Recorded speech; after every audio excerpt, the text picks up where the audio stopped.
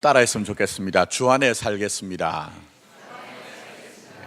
한 주간 주님과 또 함께 동행하고 주 안에 살아가는 여러분 되기를 예수님의 이름으로 축원합니다.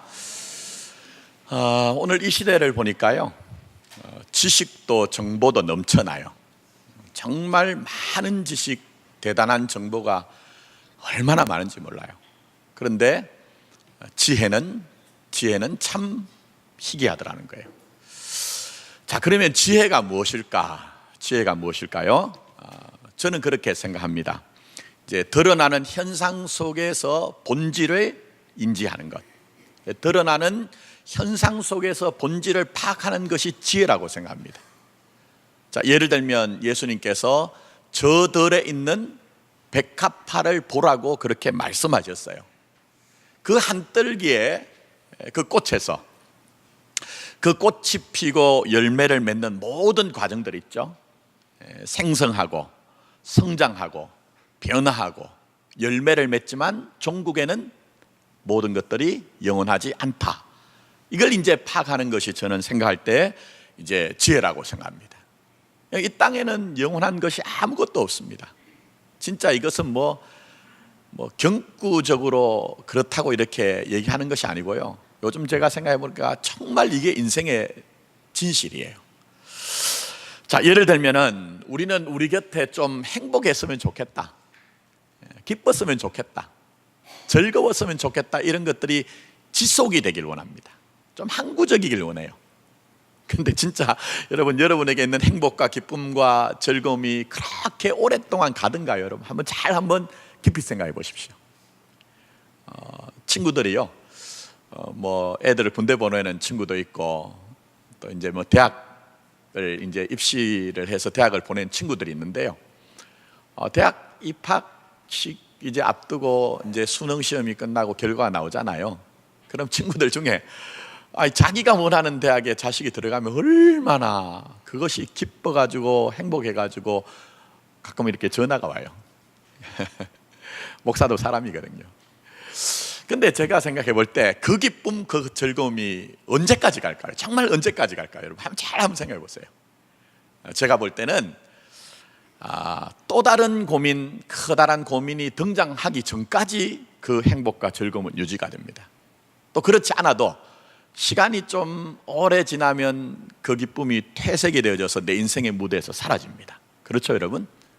정말 우리가 그게 기쁘고 즐거운 것은요, 누군가 나에게 와가지고 얘기할 때요, 어떻게 그렇게 자식을 잘 키웠습니까? 어떻게 그렇게 똑똑한 자식을 키웠습니까? 라고 할 때 그때 잠시 이렇게 생각나가지고 기쁜 것이지, 실제적으로 그게 내 인생의 어떤 면에서 무대에서 주인공 노릇은 하지 않는다는 거예요. 또 더 나가서 우리가 신앙이란 것도 그렇습니다. 신앙이란 것도 참 어떨 때는 보면 참 많이 변해요. 또 바뀌어져야 되고요. 제가 어릴 때 말입니다, 목사님들이, 저는 어릴 때도 이제 대예배를 다 참석을 했는데, 목사님들이 전하시는 말씀 속에 제가 도무지 수긍이 되고 이해가 안 되는 말씀이 있어요. 그게 뭐냐 하면은 세상의 노래는 유행가는 유한하지만 하나님을 찬송하는 그 찬송은 주님 오실 때까지 영원하다는 거예요.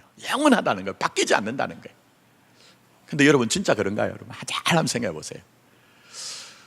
우리가 물론 주님 앞에서 찬송해야 되는 존재로 부르는 그 찬양 또 노래는 변함이 없습니다. 그러나 과거에 좋아하던 찬송들, 많이 부르던 찬송들 중에 지금 안 부른 찬송도 굉장히 많습니다.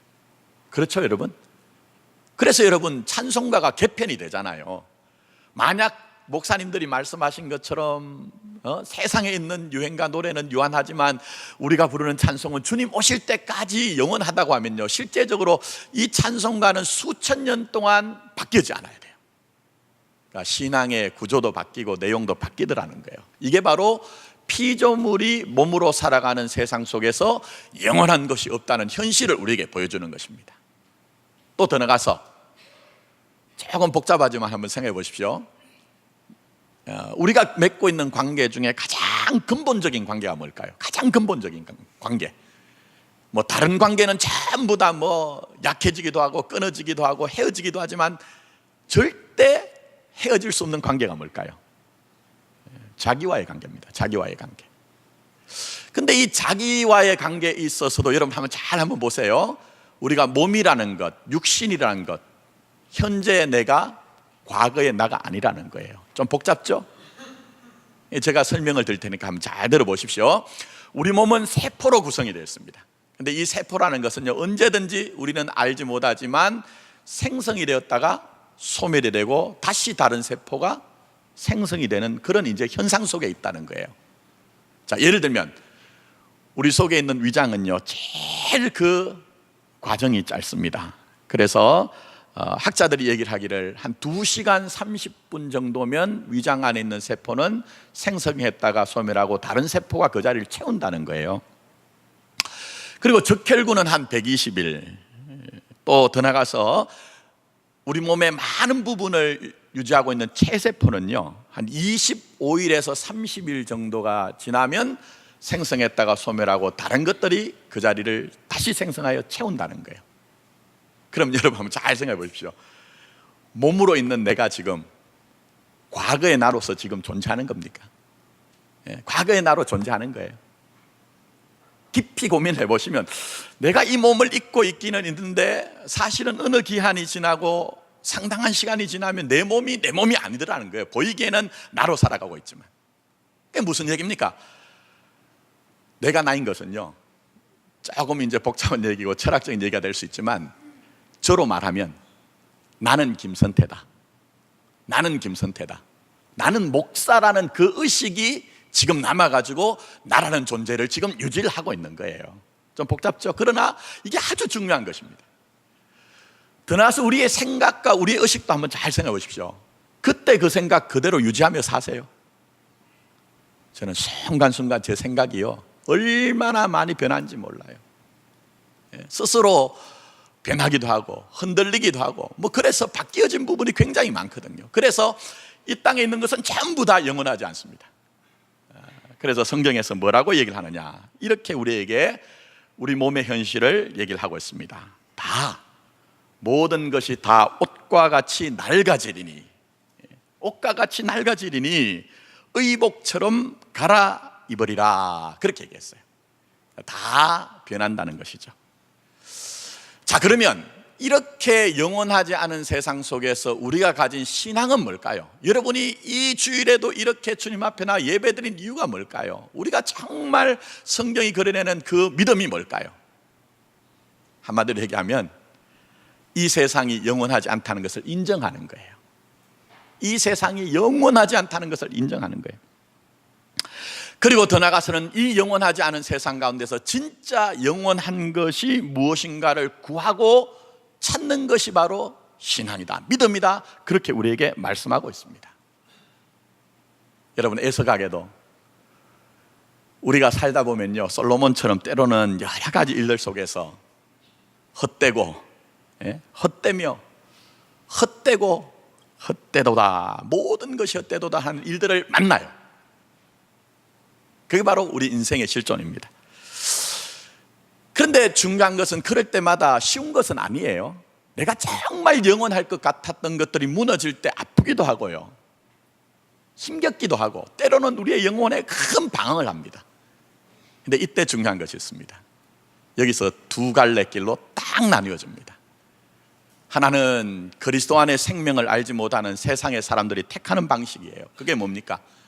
세상에 영원한 것이 아무것도 없는데 영원할 것처럼 보이는, 영원할 것처럼 보이는 자기 나름대로의 대체제, 그게 소유든지 명예든지 권세든지 나와 친근한 인간의 관계든지 그런 대체제를 가지고 영원하다고 착각하며 사는 거예요. 영원하다고 착각하며 사는 거예요.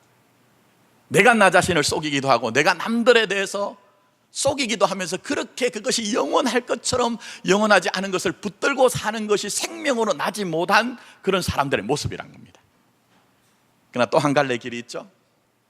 이미 말씀드린 것처럼 영원하지 않은 세상 속에서 우리 것들이 영원하지 않다는 그 현실을 직면할 때에 하나님이 우리에게 영원을 사모할 마음을 주었다는 것을 깨닫고 인지하고 수긍함으로 말미암아 하나님이 이 땅에 있는 영원한 것이 아닌 것들을 정말 소망하지 말게 하시고, 진짜 하나님의 영원한 것들을 소망함으로 말미암아 그 영원한 것을 구하게 하시고, 그 영원한 것을 찾는 구도자의 삶을 좀 살게 해주십시오.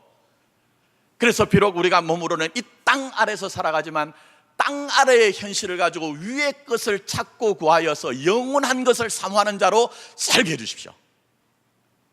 그게 뭐라고요? 성경은 교회와 성도, 신앙이라고 얘기하는 거예요. 제가 좀 극단적으로 말씀드리면요, 여러분 실족은 하지 마시고 같은 공간, 같은 시간 안에 같은 행위를 한다고 해서 그게 우리에게 진짜 신앙의 내용을 보증하지는 않습니다. 말씀드린 것처럼 우리가 우리의 삶에서 우리의 한계를 만날 때마다 그 한계 속에서 영원한 것을 찾아야, 구해야, 거기에서 우리가 생명으로 꽃피고 열매를 맺는 진짜 신앙을 가지게 되는 것입니다. 저는 우리 교회가 그 길 갔으면 좋겠어요. 우리 교회가 그냥 조직으로서의 교회가 아니라 뭐 프로그램을 유난하게 잘하는 그런 교회가 아니라 모이는 사람들마다 자기 삶의 그 영원성이 없다는 것을 깨닫고 영원한 하나님을 구하는 그런 교회가 되고, 여러분들이 이 자리에 나와서 무릎 꿇고 하나님의 얼굴을 구하는 성도가 되었으면 좋겠다는 것입니다. 자, 오늘 에베소서 말씀 생각해 보십시오. 에베소서는 편지입니다. 편지. 요즘은 편지를 쓰는 경우도 없고 받는 경우도 없더라고요. 물론 이렇게 설교하고 있는 저도 저희 아내와 교제를 할 때 한 번도 연애 편지를 쓰지 않고 결혼을 했더니, 결혼하고 난 후에 어떻게 그렇게 무심한 사람이 있냐고 그런 얘기를 듣습니다만, 이 편지입니다. 편지. 그럼 왜 사도 바울이 이 서신을, 편지를 에베소 성도들에게 보냈을까요? 말씀드린 겁니다. 이 땅 영원하지 않다. 이 땅 영원하지 않다는 거예요. 너희들이 교회로 모였으면 정말 영원한 것을 그렇게 너희들이 구했으면 좋겠다. 왜? 영원한 것, 그 영원한 주님의 사랑만이, 주님의 사랑만이 영원한데, 그 주님의 사랑만이 너희를 온전하게 하고 너희를 모든 것에서 이기게 하기 때문에 영원한 주님의 사랑을 알고 구하는 그런 너희들이 됐으면 좋겠다고 말씀하고 있는 거예요. 조금 설명을 드릴게요. 여러분 아신 것처럼 에베소서는요, 옥중서신. 무슨 서신이라고요? 옥중서신. 사도 바울이 지금 감옥 안에 있습니다. 감옥 안에 있는 자가 감옥 바깥에 있는 자들 위해서 기도하고 있어요. 물론 옥중서신은 빌립보서나 골로새서나 빌레몬서도 옥중서신입니다만, 이 바울이 지금 감옥 안에 있거든요. 근데 생각해 보십시오. 요즘도 목사가 뭐 좋든 나쁘든, 목사가 공동체 어떤 면에서는 어쩔 수 없이라도 지도자인데, 그 지도자가 흔들리면요, 공동체가 흔들려요. 근데 여러분 생각해 보십시오. 사도 바울은요, 보통 지도자가 아니거든요. 자기의 전생에 정말 생명적으로 에베소 교회를 낳은 사람이에요. 믿음으로 에베소 성도들을 정말 양육했던 사람이에요. 그러니 그 안에는 생명의 관계가 이루어져 있거든요. 근데 이 사도 바울이 감옥 안에 있다. 얼마나 충격적이었을까? 얼마나 충격적이었을까? 얼마나 충격적이었을까?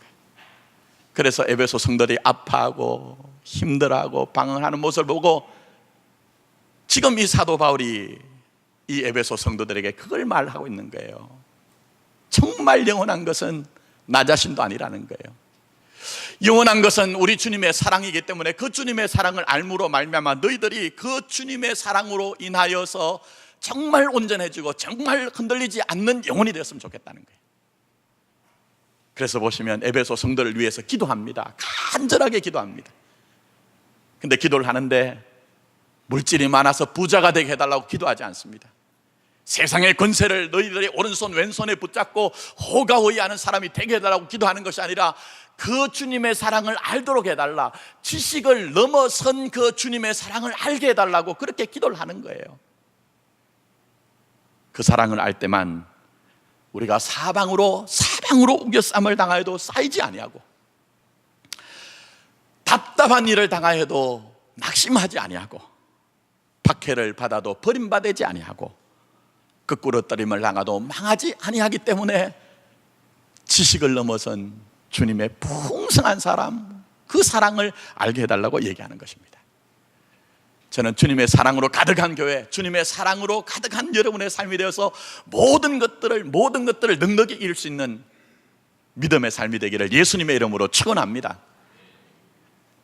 자, 그래서 오늘은 그동안 우리가 살펴보던 마지막 주님의 사랑, 에베소 성도를 향해 사도 바울이 기도했던 그 기도문을 통해서 마지막 부분을 통해 우리가 알아가고 우리가 깨닫고 우리가 누려야 되는 주님의 사랑이 무엇인지를 좀 살펴보도록 하겠습니다. 자, 결론입니다. 결론 한 가지만 말씀드립니다. 주님은 우리에게 주님의 사랑의 길이를 알라고 하세요. 뭘 알라고요? 주님의 사랑의 길을 알라. 그 주님의 사랑의 길을 알고 진정한 인생의 노래를 불러라, 그렇게 우리에게 말씀하고 있습니다. 자, 그러면 결론적으로 주님의 사랑의 길이가 뭡니까? 주님의 사랑의 그 길이가 뭡니까? 그것은 바로 영원한 것이 주님의 사랑이에요. 영원한 것이 주님의 사랑이고, 모든 것들이 다 변한다 할지라도 여러분에 대한 변할 수 없는 것이 바로 주님의 사랑의 길입니다. 여러분, 이거 느끼세요? 이거 느끼시냐 하는 거예요. 유명한 어거스틴이란 중세의 철학자이자 신학자가 있습니다. 이분이 주님의 사랑에서 제가 볼 때 너무너무 감동적인 말씀하셨어요.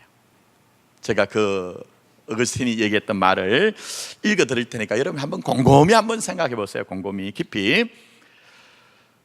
주님은 나 같은 죄인을 버리지 않으시고 이 세상에 오직 나 하나밖에 없는 것처럼 나를 사랑하신다. 자, 다시 한번 읽어드릴게요. 주님은 나 같은 죄인을 버리지 않으시고 이 세상에 오직 나 하나밖에 없는 것처럼 나를 사랑하신다. 할렐루야. 여러분, 이게 여러분에게 감동이 돼야 돼요. 이 세상에 나 하나밖에 없는 것처럼 사랑하시는 그 사랑, 유일한 사랑. 그러니 어떤 일이 있어도 포기하지 않으시고, 어떤 일이 있어도 양보하지 않으시고, 어떤 일이 있어도 여러분에 대해서 영원하시고 변함이 없는 것이 우리 주님의 사랑이라고 말씀하고 계시는 거예요. 이 사랑이 지금 여러분의 인생을 이끌고 가고 계시는 거예요. 이 사랑이 우리의 인생을 정말 주님의 사랑의 풍성함으로 모든 일을 넉넉히 이기는 그 자리로 우리를 인도해 가고 있는 거예요. 자, 그러면 이 주님의 사랑의 길이를 제가 다는 아니고요, 몇 가지로 좀 에베소서를 중심으로 설명을 드릴게요. 에베소서는 정말 중요한 성경입니다. 다 성경이 중요하지만 로마서의 축소판이라고 할 정도로 굉장히 중요한 그런 성경입니다. 이 에베소서를 중심으로 여러분을 향한 세상에 단 하나밖에 없는 것처럼 나를 사랑하시는 그 주님의 사랑의 길을 몇 가지를 설명합니다. 먼저 시간적인 측면입니다. 시간적인 측면에서 주님의 사랑은 어떤 사랑입니까? 자, 먼저는 주님의 사랑이 언제 시작되었느냐 하는 거예요. 주님의 사랑이 언제 시작되었느냐 하는 거예요. 자, 에베소서 1장 4절 말씀 여러분이 한번 살펴보십시오. 에베소서 1장 4절 말씀 보시면 사도 바울은 우리가 다 이해할 수 없는 신비한 얘기를 하십니다. 자, 이렇게 주님의 사랑이 시작되었다고 얘기합니다. 곧 창세 전에, 언제라고요? 창세 전에 그리스도 안에서 우리를 택하사 얘기합니다. 도무지 우리의 이 이성과 지성과 감성과 의지와 모든 것들을 다 발동해도 우리가 가진 이 시간의 관념으로 도무지 다 파악할 수 없지만, 창세전에 내가 이 땅에 몸으로 존재하기 이전에 우리 주님은 그 주님의 십자가의 사랑 가운데 이미 사랑하기로 작정을 하셨다는 거예요. 그 영원부터 시작된 것이 우리 주님의 사랑이죠. 그럼 주님의 사랑의 끝은 어디입니까? 주님의 사랑의 끝은 어디일까요? 세상 언제까지요? 끝날까지. 세상 끝날까지 사랑하십니다. 그래서 주님께서는 제자들에게 내가 언제까지? 세상 끝날까지 너희와 항상 같이 있겠다, 함께 있겠다고 그렇게 말씀하신 거예요. 그래서 시간적인 측면으로 보자면 우리 주님은 영원에서 영원으로 여러분을 사랑하십니다. 한 번 사랑하였다가 마음에 안 드니 포기하는 것이 아니라 정말 그리스도 예수의 십자가 가운데 여러분의 인생을 전부 품어주셨기 때문에 영원에서 영원으로 포기하지 않는 그 사랑으로 여러분을 사랑하시는 거예요. 그러나 여러분, 때때로 내가 나 스스로 마음이 안 들어도요, 실수를 해도 뻔뻔해지지 않은 것이 아니라 꼭 기억할 것이 있습니다. 주님의 사랑은 영원에서 영원으로 나를 사랑하시기 때문에 나를 포기하지 않는다, 양보하지 않는다. 그것 꼭 기억하는 여러분이 되기를 예수님의 이름으로 축원합니다. 자, 더 나가서 생각할 것은 주님의 사랑의 길이에 대해서 수준에 대한 겁니다. 수준에 대한 거. 무슨 얘기냐? 우리에게 사랑받을 만한, 이쁨 받을 만한 조건과 능력과 이유가 있느냐는 거예요. 우리 주님이 영원에서 영원까지 우리를 사랑하신다는데, 그렇게 사랑하시는 사랑이 우리 안에 이유와 조건과 능력이 있느냐 하는 거예요. 근데 성경은 얘기합니다. 그것 없다고 얘기합니다. 오히려 우리가 허물과 죄로 죽었던 너희들, 허물과 죄로 죽었던 너희들을 살려내신 사랑이라고 얘기하고 있어요. 우리에게 아무 이유와 존재와 능력이 없는데 주님이 우리를 사랑하셨다는 거예요. 이 사랑이 있기 때문에 영원한 사랑이고, 이 사랑이 있기 때문에 포기하지 않는 변함없는 사랑이라고 말씀하고 있는 것입니다. 여러분, 사도 바울이 에베소서 말씀 보시면요, 2장 2절부터 3절에 우리가 예수님을 알기 전에 우리의 영적인 상태를 이렇게 표현을 하고 있습니다. 뭐라고 표현하느냐? 자, 그냥 간단하게 설명드릴게요. 무슨 우리가 큰 죄를 지은 거 아닙니다. 사회적으로 지탄을 받을 큰 죄를 지은 것이 아닌데, 우리에 대해서 뭐라고 얘기를 하느냐? 너희는 세상 풍조를 따랐다. 뭘 따랐다고요? 세상 풍조를 따랐다. 더 심각한 얘기를 해요. 너희는 전에는 공중권세를 따랐다.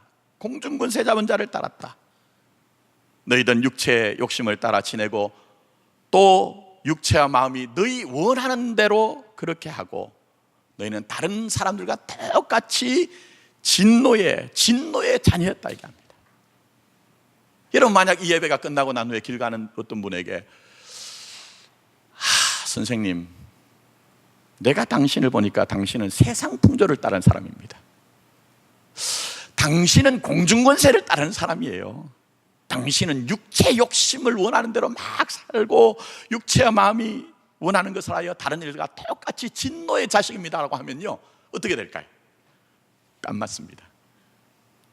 기분이 안 좋아요, 여러분. 마음이 상합니다.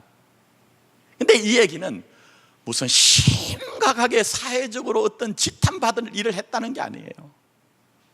사도 바울이 이렇게 표현하는 것은 뭘 얘기합니까? 결국은 하나님을 알만한 것들, 우리에게 하나님을 알만한 것들을 보여주셨는데 하나님을 알지도 아니하고, 하나님의 영광을 위해서 하나님을 영화롭게 하며 살아야 되는데, 하나님의 영광은 어디로 가고 우리가 자기 자신이 자기 인생의 주인 되어서 자기의 영광을 위해서 사는 것이 바로 사도 바울이 말씀하신 그 영적인 상태라는 거예요. 근데 문제는 뭐냐? 현실적으로는 아무 문제 없습니다. 현실적으로는 아무 문제가 없는데 영적으로는 그 상태를 죽은 상태라고 이해합니다. 육신적으로는 분명히 호흡을 하고 멀쩡히 활동을 하며 살고 있는데, 성경은 그 상태를 허물과 죄로 죽어있던 너희라고 얘기합니다. 그러니 어찌 우리가 우리 스스로 하나님의 구원을 얻을 수 있으며, 어찌 생명으로 나갈 수 있으며, 어떻게 우리가 하나님의 나라 가운데 우리가 발견될 수가 있겠습니까? 그래서 우리 주님은 우리가 아직 죄인 되었을 때에, 어느 때라고요? 우리가 죄인 되었을 때에, 아직 우리가 죄인 되었을 때 우리를 위하여 주님이 죽으심으로 말미암아 하나님께서 우리에 대한 자기의 사랑을 확증하셨느니라. 내 능력도 아니요, 내 의도 아니요, 내 공로도 아닌 나의 의땀은 전혀 가미되지 아니한 하나님의 의땀으로 말미암아 저와 여러분을 하나님의 자녀가 되게 하시고 하나님의 그 생명의 자리, 하나님의 나라를 누리는 자리로 우리를 건져내시고 이끌어내셨다는 거예요. 그게 뭡니까? 허물과 죄로 죽었던 너희를 살려내신 사랑, 살려내신 사랑이 바로 우리 가운데 있다는 거예요. 주님이 살려내신 그 생명이 여러분 가운데 있다고 말씀하고 있는 거예요. 여러분, 이게 실감나지 않으시죠? 살려내신 사랑, 이게 얼마나 절절한지 여러분 실감이 잘 안 나실 거예요. 혹시 여러분 주위에요, 산모가 애를 가졌는데 좀 조산을 해서 일찍 태어나거나 아니면 태어나기는 태어났는데 좀 심각한 문제가 있어 중환자실에 아기가 이렇게 있는 분들 혹시 주위에 보신 적 있습니까? 그거 조금 보시면 이해가 됩니다. 저도 저희 둘째 녀석이 일원동에 있는 삼성의료원에서 태어났어요. 근데 태어날 때도 저는 그때 부목사인데 너무 바빠가지고 출산의 현장에 있지 못했습니다. 사역을 한참 이제 하고 있는데 갑자기 저희 장모님한테 전화가 와서 김서방 빨리 이쪽에 오게 그런 거예요. 그래, 담임 목사님한테, 제가 모시는 어른한테 저희 아내가 오늘 출산을 하고 있는데요 그러니까 목사님 깜짝 놀라가지고 아니 왜 나한테 얘기를 안 했나 이러면서 평생 자네는 이제 구박받고 살 거네. 달려갔어요. 달려갔더니 저희 둘째 놈이 저희 아내 뱃속에서 탯줄을 이렇게 목에 감았던 거예요. 탯줄을 목에 감으면 어떻게 되죠? 산소가 공급이 안 돼요. 그래가지고 애가 나오기는 나왔는데 산소가 공급이 안 돼가지고 얼굴이 파랗게 청색증이 오고 그래서 바로 중환자실에 들어가서 한 3주 있었습니다. 3주간 있던 아이가 지금 중1짜리, 몸무게는 90kg가 넘는 근데 얘가 요즘 사춘기거든요. 걷잡을 수가 없어요. 좀 양해하십시오. 세상 말로 때려 죽이고 싶어요. 그런데요, 저희 아내가 가끔 왜 당신은 왜 둘째에게 그렇게 허용적이냐 좀 혼내라고 할 때 잘 안 돼요. 잘 안 돼요. 왜 그럴까요 여러분? 제 마음엔 둘째 녀석이 짠해요. 늘 짠한 마음이 있어요. 과거에 그 아이가 3주 동안 그 중환자실에 있을 때 아무것도 먹지 못하고 마시지 못하면서 바짝 골아가지고 입을 쫙쫙 다시는 그 모습을 봤거든요. 그러니 조금 부족해도, 조금 속을 썩여도요, 왜 그렇게 애잔한 마음이 들고 왜 그렇게 그냥 품어주고 싶은지 모르겠어요. 여러분, 그게 살려내신 사랑입니다. 그게 살려내신 사랑이에요. 허물과 죄로 죽었던 너희를 살려내신 그 주님의 사랑이 있기 때문에 주님은 여러분을 올 때 좀 쉽게 말씀드리면 찬하게 보시는 거예요. 찬하게 보시는 거예요. 실수할 때도, 실패할 때도,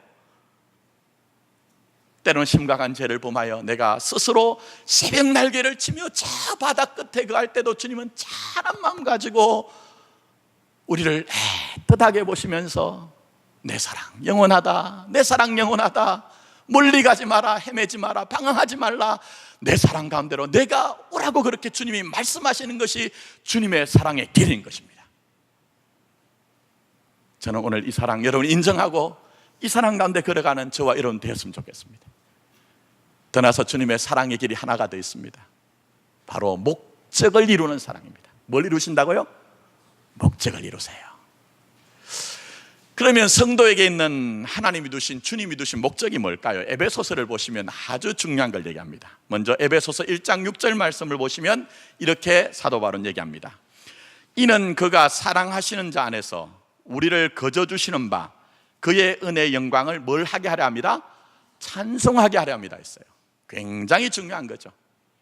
근데 그 밑에 조금만 내려가시면 12절에요 아주 미묘한 차이가 나타납니다. 제가 읽어드리겠습니다.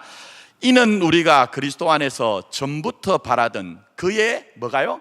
영광의 찬송이 되게 하려 하심이라 얘기했습니다. 어떤 차이인지 느껴지세요?